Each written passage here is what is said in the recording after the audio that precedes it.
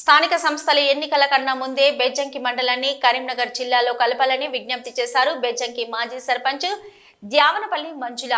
బెజ్జంకిలో మీడియాతో మాట్లాడిన వారు రాబోయే స్థానిక సంస్థల ఎన్నికల కన్నా ముందే సిద్దిపేట జిల్లాలో ఉన్న బెజ్జంకి మండలాన్ని కరీంనగర్ జిల్లాలో కలపాలని కోరారు. అసెంబ్లీ ఎన్నికల ప్రచారంలో భాగంగా సీఎం రేవంత్ రెడ్డి ప్రజల అభిష్టానికి వ్యతిరేకంగా బెజ్జంకి మండలాన్ని సిద్దిపేటలో కలిపారని, కాంగ్రెస్ పార్టీ అధికారంలోకి వచ్చిన వెంటనే కరీంనగర్ జిల్లాలో కలుపుతామని స్పష్టమైన హామీ ఇచ్చిన విషయాన్ని గుర్తు చేశారు.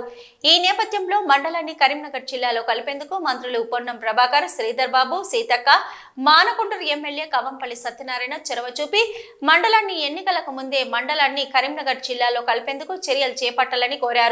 ఈ మేరకు మంత్రులను, ఎమ్మెల్యేలను కలిసి వినతి పత్రం అందజేస్తామని మంజుల శ్రీనివాసులు తెలిపారు. అలాగే మండలంలోని రాజకీయ నాయకులు, పార్టీలకు అతీతంగా అందరి సహకారం కావాలని, యువత, ఉద్యోగ, ఉపాధ్యాయ, మేధావి వర్గం కలిసి రావాలని వారు కోరారు.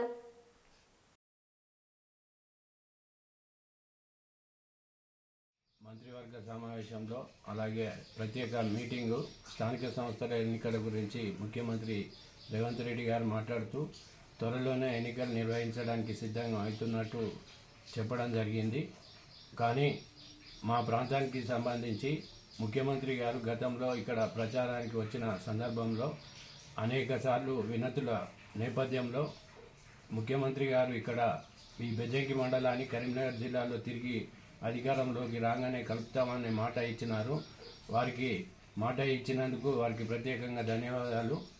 ఈ సందర్భంగా మేము ప్రత్యేకంగా నిజంగానే కోరుకునేది ఏంటంటే రాబోయే స్థానిక ఎన్నికలలో ఈ మండలాన్ని ఇలాగే ఉంచి ఎన్నికలు నిర్వహించినట్టయితే చాలా పెద్ద ఎత్తున ఈ ప్రాంతం నష్టపోతుంది. మళ్ళీ 5 ఏళ్ల దాకా కూడా ఈ ప్రాంతంలో ఎలాంటి అభివృద్ధి కూడా జరగకుండా ఇబ్బంది అవుతుంది. ఇది సిద్దిపేట జిల్లాలో ఉంది ప్రస్తుతం.